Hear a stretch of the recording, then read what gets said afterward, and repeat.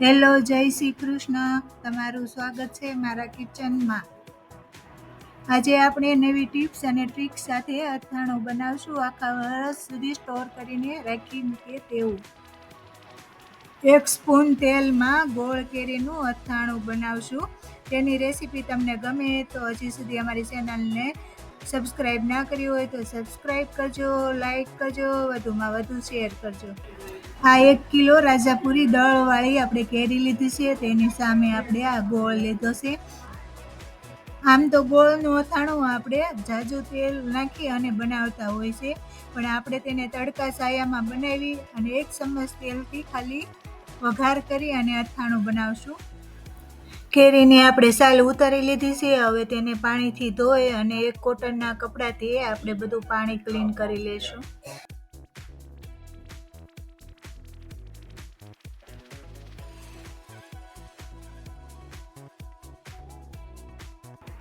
કેરીને cut કરશું અને આ સાઈઝના આપણે પીસ કરશું.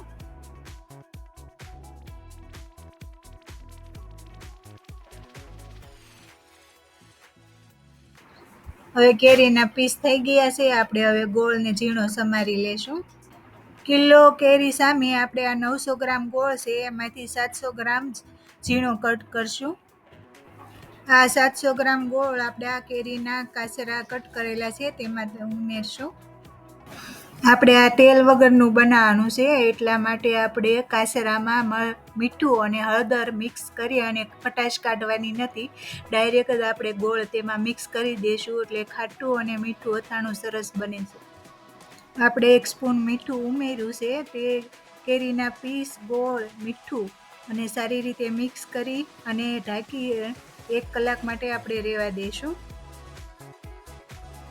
આ 1 કલાકમાં આપણો ગોળ પીગળી અને એક રસ થઈ ગયો છે. હવે આપણે તેને એક ઓઢણી, આરપાર દેખાય તેવી ઓઢણી લઈ અને તેના ઉપર કવર કરી અને ટાઈટ બાંધી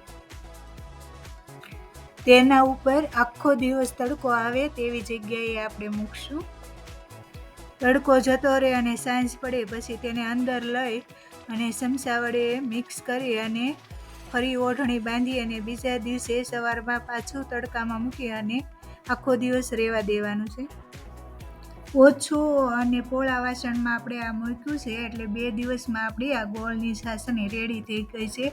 ગોળની ચાસણી એવી થવી જોઈએ કે તે આપણે હાથથી આપણે ટચ કરવી એકદમ ચીપચીપી હોવી જોઈએ. હવે આપણે અથાણાનો મસાલો બનાવી લેશું.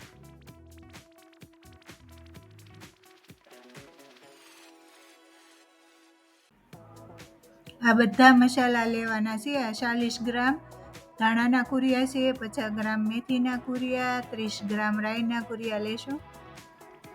1 સ્પૂન હિંગ, અડધી વાટકી લાલ મરચું પાવડર, હળદર, વરિયાળી, તજ, લવિંગ, મરી, ઇલાયચી. ગેસ શરૂ કરી તેના ઉપર જાડા તળિયાવાળી કડાઈ મૂકી તેમાં 1 સ્પૂન તેલ એડ કરશું. તેલ ગરમ થઈ જાય એટલે 2 તજના નાના ટુકડા, 4 થી 5 લવિંગ, 8 થી 10 મરી, 2 ઇલાયચીના દાણા તેમાં ઉમેરશું. ઉમેરી તેમાં આપણે મેથીના કુરિયા ઉમેરશું. એકદમ લો ફ્લેમ ઉપર આપણે 15 થી 20 સેકન્ડ આપણે એને શેકશું. 1 સ્પૂન હળદર ઉમેરી અને થોડી વાર શેકી અને તેમાં આપણે રાઈના કુરિયા ઉમેરશું. રાઈના કુરિયા 10 સેકન્ડ શેકાય પછી આપણે તેમાં ધાણાના કુરિયા ઉમેરી તેને પણ શેકશું. 1 સ્પૂન મીઠું અને 2 સ્પૂન વરિયાળી ઉમેરી થોડી વાર તેને શેકી અને પછી આપણે તેને એક પ્લેટથી કવર કરી અને ઠંડો મસાલો થાય ત્યાં સુધી આપણે રહેવા દેવાનો છે. મસાલો ઠંડો થઈ જાય પછી લાલ મરચું પાવડર ભેળવવાનો છે. લાલ મરચું પાવડરને ગરમમાં ભેળવવાથી તેનો કલર કાળો પડી જતો હોય છે, એટલે આપણે ઠંડા થયા બાદ આપણે એમાં ભેળવશું. હવે આ મસાલાને આપણે આ કેરીની અંદર મિક્સ કરી દઈશું. હવે આપણે આ અથાણું રેડી થઈ ગયું છે. આ બધો મસાલો મિક્સ કરી અને 2 કલાક સુધી આ વાસણમાં જ રહેવા દઈશું. પછી સ્ટોર કરવા માટે આપણે કાચની બોટલમાં ભરી લઈશું. 1 સ્પૂન તેલમાં આપણે આ ગોળ કેરીનું અથાણું બનાવ્યું તે 2 કિલો અથાણું હવે આપણું આ રેડી થઈ ગયું છે. અમારા અથાણાની રેસીપી તમને ગમી હોય તો કોમેન્ટ કરી જણાવજો, અને આવી અવનવી recipe, Kathiyawadi recipe, Punjabi recipe તમારે જોવી હોય તો અમારી ચેનલમાં તમને મળી જશે.